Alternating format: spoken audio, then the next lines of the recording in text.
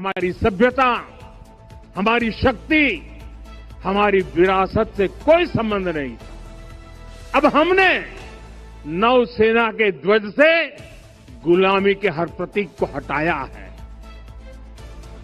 हमने छत्रपति शिवाजी महाराज की विरासत को स्थापित किया है।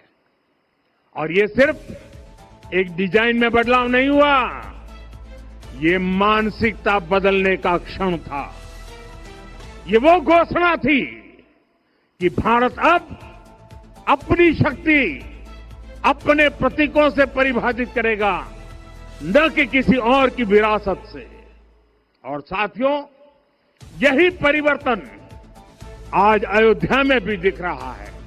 साथियों, ये गुलामी की मानसिकता ही है जिसने इतने वर्षों तक रामत्व को नकारा है।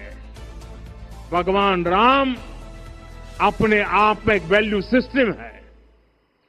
ओरछा के राजा राम से लेकर रामेश्वरम के भक्त राम तक और शबरी के प्रभु राम से लेकर मिथिला के पाहुन राम जी तक, भारत के हर घर में, हर भारतीय के मन में और भारतवर्ष के हर कण कण में राम है।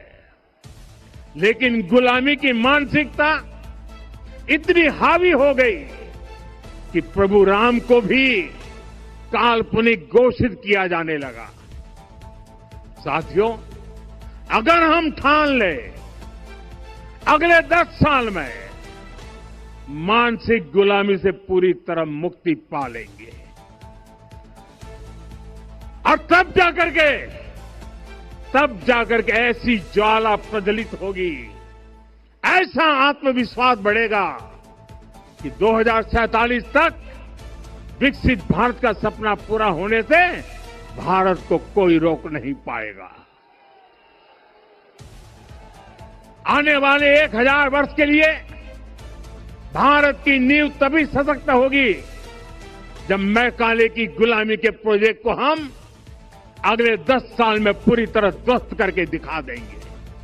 साथियों, अयोध्या धाम में रामलला का मंदिर परिसर भव्य से भव्यतम हो रहा है और साथ ही अयोध्या को संवारने का काम लगातार जारी है।